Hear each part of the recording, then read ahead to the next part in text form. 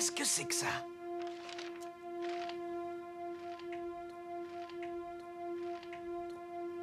Oh, quel charabia! Essayer de lire de la musique quand on n'a jamais appris, c'est un peu comme se retrouver devant un message dans un alphabet qu'on ne connaît pas. On sait qu'il y a quelque chose derrière, mais impossible de savoir quoi. En musique, la notation est essentiellement basée sur la portée, ce truc avec 5 lignes et du bazar dessus. Sur une portée, il y a 2 informations très importantes, la durée des notes et la hauteur des notes.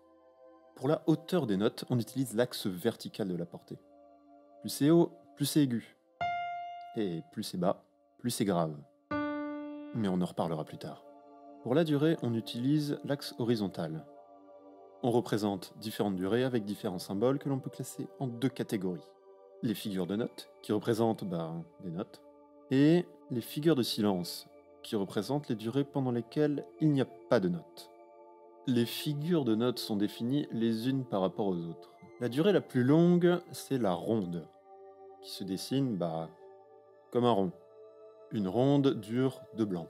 Une blanche se dessine comme une ronde, mais avec un bâton qu'on appelle une hampe, et qui se met soit à droite vers le haut, soit à gauche vers le bas.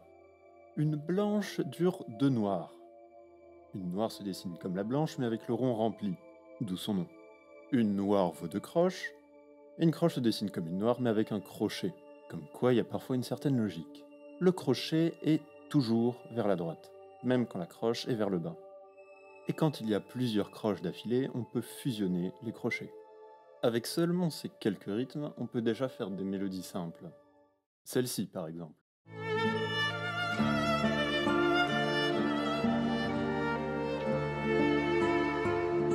Dans cette mélodie, toutes les notes ont la même durée et sont des croches, sauf la dernière qui est 4 fois plus longue qu'une croche. C'est donc une blanche. Pour s'aider à trouver les durées des notes, on peut ajouter une pulsation, c'est-à-dire un battement régulier, totalement artificiel, qui permet de compter les durées des notes plus facilement, et qu'on représente usuellement par des petits bâtons en dessous de la portée. On constate alors que toutes les notes durent la moitié d'une pulsation, sauf la dernière qui dure 2 pulsations.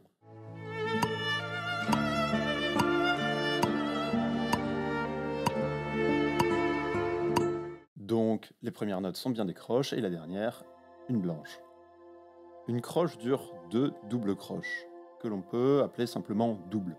Une double se dessine comme une croche, mais avec 2 crochets. Tout comme les croches, on peut fusionner les crochets, cette fois-ci avec une double ligature. Une double vaut 2 triples, une triple a un crochet en plus que la double, et on peut aussi fusionner les triples. Pour récapituler, une ronde vaut 2 blanches, une blanche vaut 2 noires, une noire vaut 2 croches, et une croche vaut 2 doubles. On peut continuer avec les triples, les quadruples, bref, vous avez compris le principe. Avant de passer à la suite, on va rester 2 secondes sur les ligatures. On vient de voir qu'on pouvait mettre des ligatures pour grouper des croches, des doubles, des triples, mais en fait, c'est possible d'en mettre sur n'importe quel mélange de rythme avec des crochets. Si, par exemple, on a une croche et 2 doubles, ça donne ça. Si on a une double, une croche et une double, ça donne ça. Et si on a une croche, 2 triples et une double, ça donne ça. On pourrait multiplier les exemples, mais vous avez compris. Chaque figure de note a son équivalent en silence, l'équivalent de la ronde et la pause. Elle se dessine par un rectangle suspendu à la 4e ligne de la portée. La pause vaut 2 demi-pauses. Quelle chance! La demi-pause est donc le silence équivalent à la blanche. Elle se dessine comme la pause, mais posée sur la 3e ligne de la portée. Donc pour se souvenir de la différence entre pause et demi-pause, il suffit de se souvenir que le moyen mémotechnique ne fonctionne pas. La pause n'est pas posée. Dit autrement, la demi-pause se pose et la pause se pend. Une demi-pause vaut 2 soupirs. Le soupir est donc le silence équivalent à la noire. Il se dessine en faisant un Z au-dessus d'un C. Au moyen mémotechnique, c'est Zorro sur son cheval. Le soupir vaut, 2 demi-soupirs. Quelle aubaine! Le demi-soupir est l'équivalent de la croche et se représente comme un 7 sans barre au milieu. Il y a ensuite le quart de soupir qui vaut la moitié d'un demi-soupir et qui se dessine comme le demi-soupir mais avec un crochet en plus. Le quart de soupir est donc l'équivalent de la double et ils ont tous les deux crochets. On peut continuer comme ça, il y a aussi le huitième de soupir équivalent de la triple et qui comme elle a 3 crochets.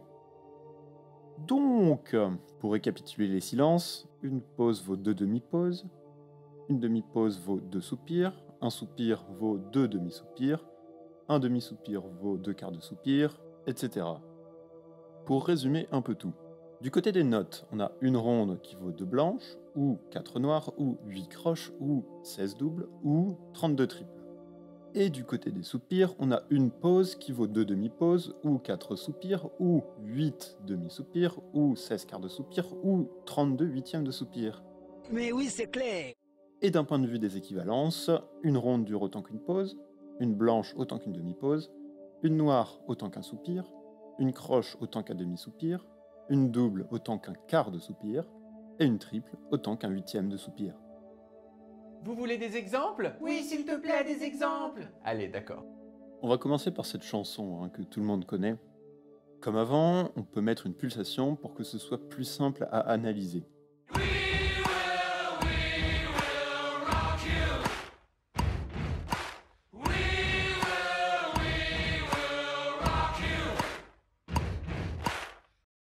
Si on essaie de compter, le we et le will durent 2 fois plus longtemps que le rock et le you.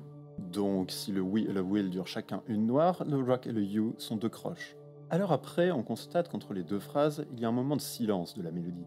Pendant ce silence, il y a un clap, qui dure autant que le will, c'est donc un soupir, puis 2 poum, c'est-à-dire 2 demi-soupirs, et un dernier clap. On peut combiner les silences pour que ce soit plus simple. Les 2 demi-soupirs, ça fait un soupir. Et 2 soupirs, ça fait une demi-pause. Deuxième exemple.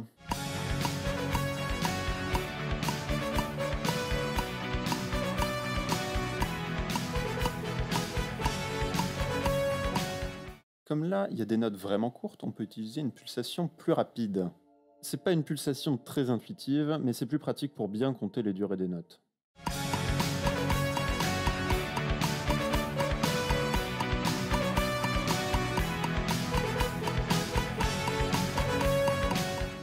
Si on se dit qu'une pulsation dure une croche, alors les notes qui durent une seule pulsation sont des croches. Celles qui durent la moitié d'une pulsation sont des doubles, et celles qui durent 2 pulsations sont des noirs.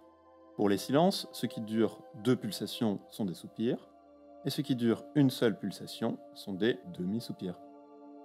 Alors là, on a vu toutes les figures de notes, mais ce n'est pas suffisant.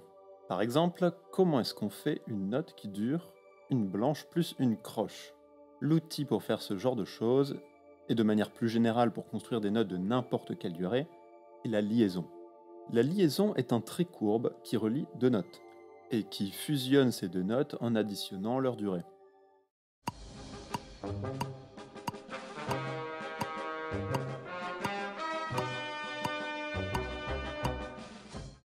On entend une note longue qui dure 2 pulsations et demie. Donc si une pulsation vaut une noire, alors cette note dure une blanche liée à une croche. Les liaisons permettent donc de construire toutes les durées possibles. Mais il y en a une qui revient tellement souvent, qui est tellement partout, qu'elle a une abréviation rien que pour elle. C'est le point. Pointer une note en lui ajoutant un petit point à côté revient à lui ajouter la moitié de sa durée. Par exemple, si on pointe une noire, on lui ajoute une durée d'une croche. Et une blanche pointée dure une blanche plus une noire. Ça marche aussi avec les silences. Une demi-pause pointée dure une demi-pause plus la moitié d'une demi-pause, c'est-à-dire un soupir. Petit exemple que vous connaissez sûrement.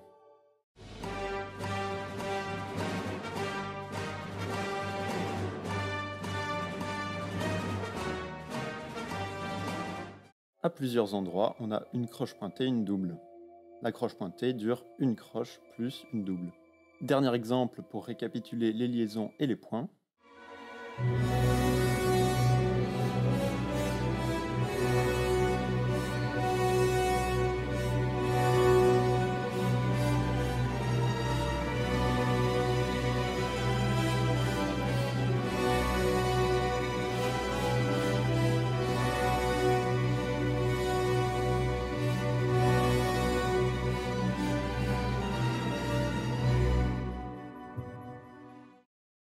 Quand les notes durent une noire plus une croche, on utilise un point.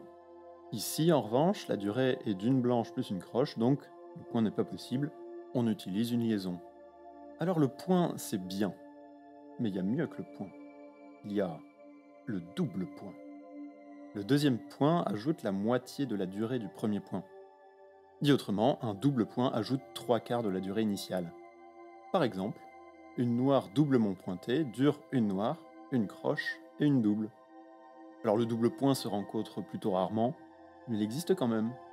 Par exemple,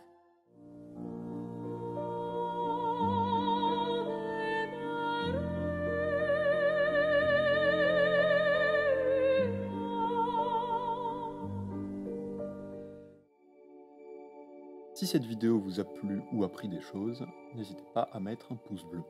Et sur ce, à bientôt. Salut.